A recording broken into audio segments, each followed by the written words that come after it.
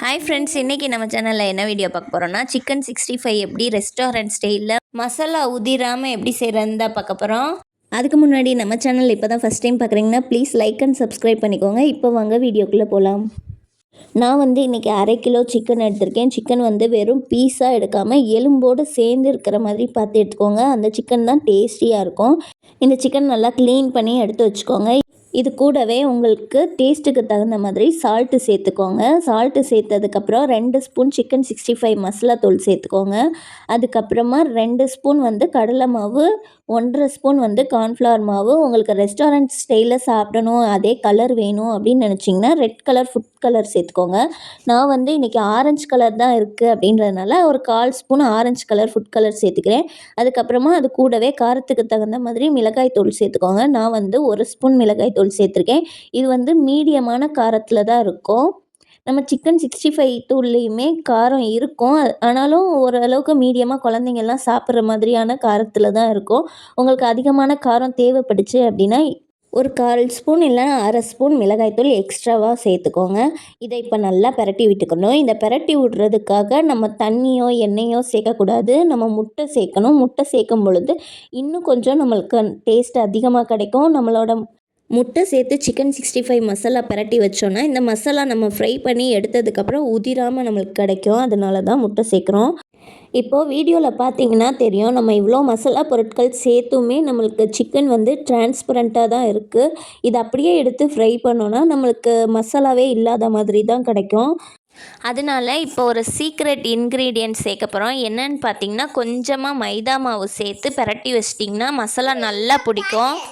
நம்மளுக்கு ரெஸ்டாரண்ட் ஸ்டைல்லையும் கிடைக்கும். இப்போ இந்த மசாலாவோடு சேர்த்துட்டு நல்லா 1/2 மணி நேரத்துக்கு டிஸ்டர்பே பண்ணாமல் ஊற வச்சுருங்க. நீங்கள் ஃப்ரிட்ஜுக்குள்ளே வைக்கணும்லாம் அவசியம் இல்லை. வெளியே வச்சாலே நல்லா சூப்பராக செட் ஆகி வந்துடும். ஒரு 1/2 மணி நேரத்துக்கு அப்புறம் நம்ம இந்த சிக்கன் பிரட்டி வச்சுருந்தோம் இல்லையா, அதை ஃப்ரை பண்ணிக்கலாம். ஒரு வாணலியில் நல்லா எண்ணெய் ஊற்றி காய விட்டுக்கோங்க.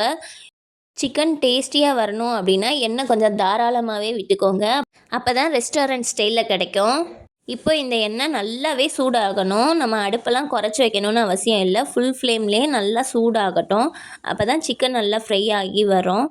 இப்போ சூடான எண்ணெயில் நம்ம பிரட்டி வச்சுருந்த சிக்கனை ஒன்று ஒன்றா எடுத்து சேர்த்துக்கலாம்.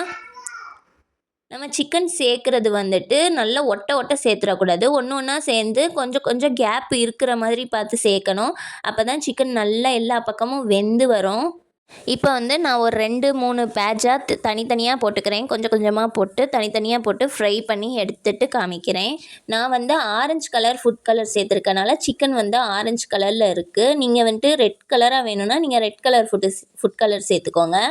இந்த சிக்கன் ஃப்ரை பண்ணிக்கிட்டே இருக்கும்போதே ஒரு கொத்து கருவேப்பிலையும் போட்டு விட்ருங்க. அப்போ தான் அதோட வாசனை சூப்பராக இருக்கும்.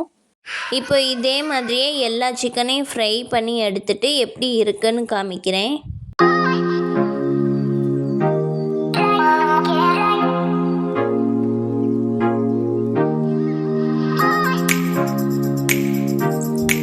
எல்லா சிக்கனையும் ஃப்ரை பண்ணி எடுத்ததுக்கப்புறம் இந்த மாதிரி தான் இருந்துச்சு. அதை ஓப்பன் பண்ணி பார்க்கும்போது அவ்வளோ சாஃப்டாக இருந்துச்சு.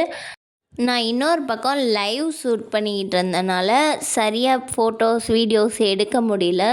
ஸோ அதனால் இந்த இமேஜ் மட்டும்தான் ஆட் பண்ண முடிஞ்சிச்சு. நீங்களும் சிக்கன் 65 இந்த மெத்தடில் ட்ரை பண்ணி பாருங்கள். உண்மையிலேயே உங்கள் வீட்டில் உள்ள எல்லாருமே எந்த ரெஸ்டாரண்ட்டில் வாங்கினதுன்னு தான் கேட்பாங்க. ஸோ அவ்வளோதான். இந்த வீடியோ உங்களுக்கு பிடிச்சிருந்துச்சின்னா ஒரே ஒரு லைக் மட்டும் கொடுத்துக்கோங்க. மறுபடியும் வேறு ஒரு வீடியோவில் உங்களை பார்க்குறேன். பாய்.